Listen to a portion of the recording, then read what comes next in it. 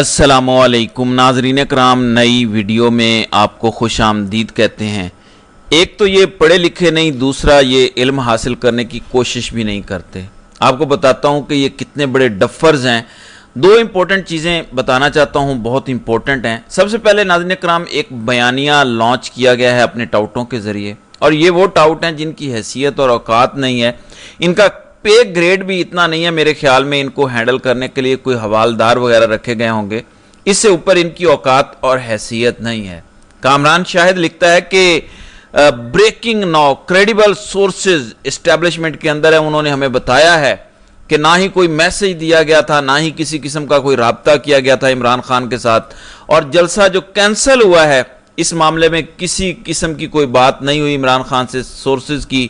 مزید کہا کہ پی ٹی آئی صرف اپنا فیس سیونگ کرنے کی کوشش کر رہی ہے، کیونکہ ان حالات میں پی ٹی آئی جلسہ کرنے کے قابل نہیں ہے۔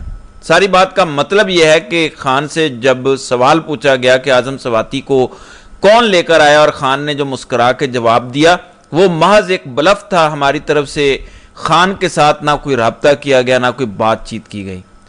ناظرین کرام، جس چیز کا ڈینائل آ جائے اور ذرائع سے آ جائے، اس کا مطلب ہے کہ 100% یہی بات ہے۔ یہ اصول ہے پاکستان کے ماحول میں، ویسے بھی ہے کہ ڈینائل جب آتا ہے تو مطلب ہے کہ لازمی وہاں پہ آگ لگی ہوئی تھی، اسی وجہ سے دھواں تھا۔ تو ڈینائل کے بعد آپ کو یقین ہو جانا چاہیے کہ کس نے عمران خان کے گھٹنے پکڑے، کس نے پاؤں پکڑے، اور کس نے کہا کہ یہ نہ کریں، اور خان نے پھر ان کی بات مان لی، ان کی ریکویسٹ مان لی، ان پر رحم کر دیا۔ یہ بات تو اب کلیئر ہو گئی ہے ٹاؤٹ نے کیا بولا ہے۔ اب آپ کو دو تین چیزیں بتاتا ہوں جو بڑی امپورٹنٹ ہیں، بڑی سنگین صورتحال ہے۔ ناظرین کرام، 28 اگست بہت امپورٹنٹ تاریخ ہو گئی ہے۔ حکومت نے 28 اگست کو قومی اسمبلی اور سینٹ کا مشترکہ اجلاس بلا لیا ہے۔ مشترکہ اجلاس تب عموماً بلایا جاتا ہے جب آپ نے قانون سازی کرنے کی کوشش کی ہو اور پارلیمنٹ میں فیل ہو گئی ہو یا پارلیمنٹ میں فیل ہو گئے ہوں، تو پھر آپ جوائنٹ سیشن بلاتے ہیں اور آپ اکٹھے نمبر کر کے قانون پاس کرنے کی کوشش کرتے ہیں۔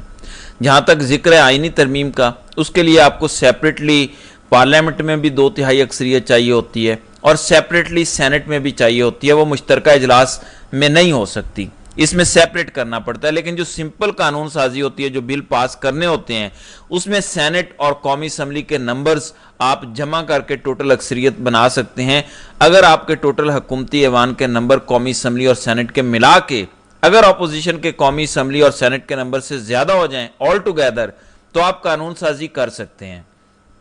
تو حکومت کو قانون سازی کے لیے تو ویسے بھی کوئی مسئلے کا سامنا نہیں ہے، حکومت کے پاس اکثریت موجود ہے، سینٹ میں بھی، قومی اسمبلی میں بھی۔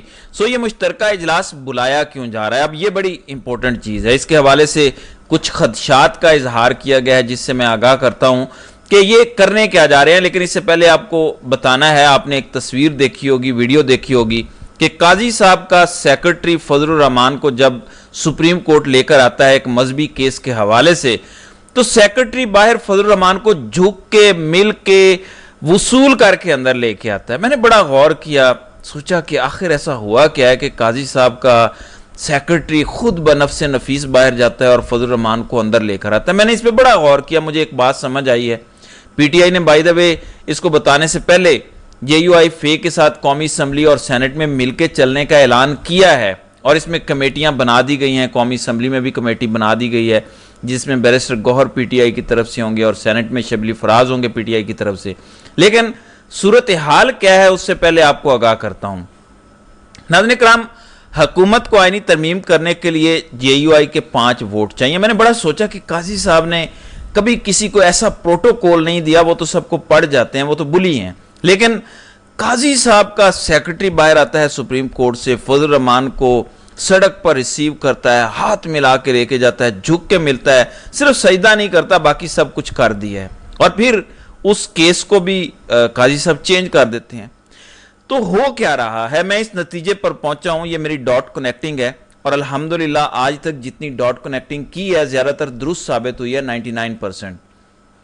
قاضی صاحب براہ راست مکھن پالش کر رہے ہیں فضل الرحمان کی، کیونکہ قاضی صاحب کو اگر ایکسٹینشن ملنی ہے تو فضل الرحمان کے 5 ووٹوں کے بغیر نہیں مل سکتی.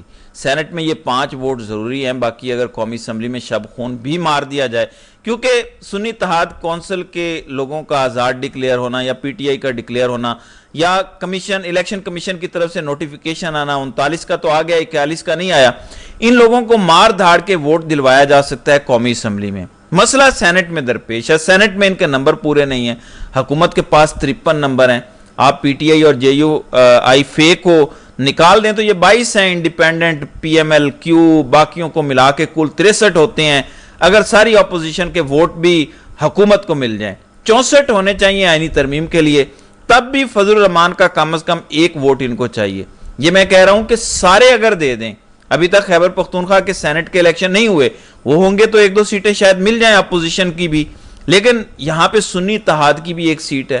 مجلس وحدت المسلمین کے سربراہ بھی ہیں. بی این پی مینگل بھی مجھے نہیں لگتا کہ حکومت کے ساتھ جائے گی. 3 انڈیپینڈنٹ بھی بظاہر نہیں لگتا کہ یہ جائیں گے. تو حکومت کے پاس نمبر پورے نہیں ہیں سینٹ میں. ایسے میں پھر کیا کرنے کی کوشش ہو رہی ہے، اس کے بارے میں نے بڑا سوچا. دیکھیں، میں قانونی ماہر نہیں ہوں، لیکن میں آپ کو کسی حد تک آگاہ کرنے کی پوزیشن میں ہوں. آئین کی شک 179 کہتی ہے کہ سپریم کورٹ کا کوئی بھی جج 65 سال کی عمر کا ہونے تک جج رہے گا، انلیس وہ خود ریزائن کر دے یا اسے ریموو کر دیا جائے آئین کے مطابق. تو یہ ایج پتھر پہ لکیر کی طرح آئین میں لکھی ہے. اس میں تبدیلی آئینی ترمیم کے بغیر ممکن نہیں ہے. اب اگر حکومت آئینی ترمیم نہیں کر سکتی تو کیا کر سکتی ہے؟ اب میں اس طرف آپ کو لے کے جاتا ہوں. آئین کی شک نمبر 175 کے نیچے ایک ذیلی شک ہے کہ اس میں لکھا ہے کہ پریزیڈنٹ موسٹ سینئر جج کو سپریم کورٹ کا چیف جسٹس بنایا جائے گا، لگایا جائے گا. لیکن میں اس میں آپ کو ایک گیم سے آگاہ کرتا ہوں. ظاہر ہے آئین بنانے والے بھی یہی ہیں، چلاک ڈاکو ہیں جنہوں نے یہ آئین بنایا. ہمارا آئین بنانے والوں نے جب بھی کہیں لکھا ہے نا notwithstanding anything in clause this and this, یہ آپشن زیادہ تر آئین میں اس لیے ہے کہ اسٹیبلشمنٹ جب بھی منور کرنا چاہے تو ناٹ وتھ اسٹینڈنگ والا کلوز یوز کر کے اپنی مرضی کا نتیجہ نکال لیں. یہ بڑی خطرناک چلاکی ہے جو ہمارے آئین میں ہے. اب جو ناٹ اسٹینڈنگ 1 ہے اور 2 ہے، یہ ہے کیا، یہ میں آپ کو بتاتا ہوں. نمبر 1 یہ ہے 175 کا. اس میں federal law, attorney general of Pakistan اور پاکستان بار کونسل کا ایک سینئر وکیل، یہ نمبر 1. اور نمبر 2 یعنی ایک کمیشن ہوگا، جوڈیشل کمیشن جسے کہیں گے، ججوں کی، وہ تقریب کرے گا. اب میری انڈرسٹینڈنگ یہ ہے کہ یہ گیم ڈال سکتے ہیں ممکنہ طور پہ. دیکھیں، میں آئینی ماہر نہیں ہوں، قانونی ماہر نہیں ہوں، لیکن لٹرل ریڈنگ اور اپنے دماغ کو اپلائی کر کے جو مجھے سمجھ آ رہا ہے، کچھ لوگ کہنا شروع کر دیتے ہیں کہ آپ آئیڈیاز دیتے ہیں ان کو. یہ بڑے شاطر لوگ ہیں، یہ کریمنل مائنڈ ہیں، یہ ہم سے زیادہ شاطرانہ چالیں چل سکتے ہیں. ہم صرف ان کو ریڈ کرنے کی کوشش کرتے ہیں. کچھ اسی قسم کی شک ہائی کورٹ کے ججز کے بارے میں بھی لکھی ہوئی ہے کہ ہائی کورٹ کے جج کا تقرر کیسے ہونا ہے. اب یہاں بھی لکھا ہوا ہے کہ موسٹ سینئر جج ہونا چاہیے ہائی کورٹ کا. انہوں نے کیا کیا؟ سمپل قانون سازی کے ذریعے تبدیلی کر کے یا جوڈیشل کمیشن نے اپنا فیصلہ کر کے 3 نمبر کی خاتون کو جج لگا دیا لاہور ہائی کورٹ کا. ورنہ یہاں بھی موسٹ سینئر جج کی بات ہوئی تھی، آئین میں لکھا ہوا تھا. تو پھر کیا ہے، سپریم کورٹ کے معاملے میں یہ کیا کر سکتے ہیں؟ اب جو میری انڈرسٹینڈنگ ہے کہ یہ شب خون کیا مار سکتے ہیں 28 تاریخ کو. جیسے سپریم کورٹ کے پریکٹس اینڈ پروسیجر ایکٹ میں کچھ تبدیلیاں ہو سکتی ہیں. فار ایگزامپل ایک جو کمیٹی ہے 3 ججز کی، یہ ختم کی جا سکتی ہے اور ساری پاورز چیف جسٹس کو دی جا سکتی ہیں تاکہ اگلی ساری پروسیڈنگز قاضی صاحب خود کنٹرول کریں.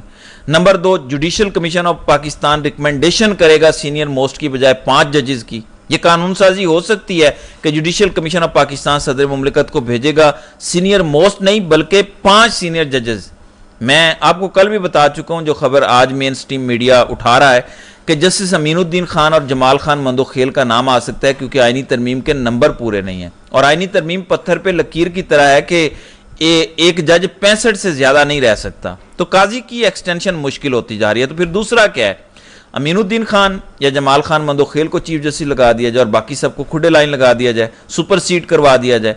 اب یہ میری انڈرسٹینڈنگ ہے اور میں پہلے بھی بتا چکا ہوں آئین و قانون کا ماہر نہیں ہوں، لیکن یہ مشترکہ اجلاس میں کچھ بڑا شب خون مارنے جا رہے ہیں، ورنہ اس کی ضرورت نہیں تھی. پھر ایک تفصیلی فیصلہ آنا ہے مخصوص نشستوں کے حوالے سے، وہ ابھی تک نہیں آیا، لیکن اس ٹائم باقاعدہ لڑائی जस्टिस मंसूर अली शाह और मुनीब अख्तर के साथ तो खुलकर हुकूमत कर रही है और इस्टेब्लिशमेंट की शायद याहिया अफरीदी के साथ भी लड़ाई हो रही है कि इन तीनों को चीफ जस्टिस नहीं बनने देना।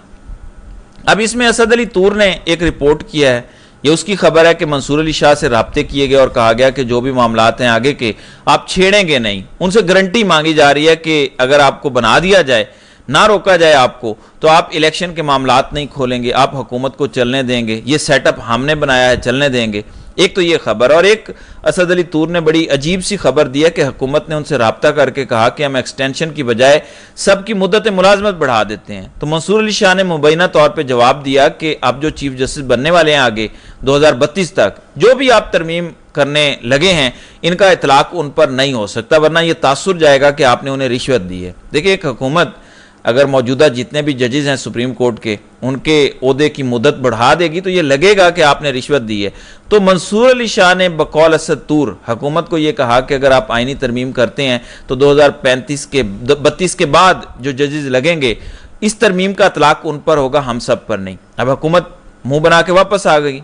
अब क्योंकि ये जवाब मिल गया मंसूर अली शाह की तरफ से, तो अब 28 तारीख को इन्होंने असम्बली का इजलास बुला लिया है। अब आप समझ गए होंगे कि क्यों ये इन्होंने इजलास बुला लिया है। इसमें ये बहुत सारी तब्दीलियां करेंगे और प्रैक्टिस प्रोसीजर एक्ट की तब्दीली करेंगे और इसी तरीके से दीगर मामलात करेंगे। तो हुकूमत की चालाकियों के बदला जो है, अब इसका जवाब जो है वो अदलिया नहीं देना है, और ये रिएक्शन किस तरीके से आता है ये बहरहाल देखा जाएगा। तो नाज़रीन इकराम, आपकी इस वीडियो के हवाले से क्या राय है? आप अपनी राय का इजहार कमेंट सेक्शन में ज़रूर कीजिए।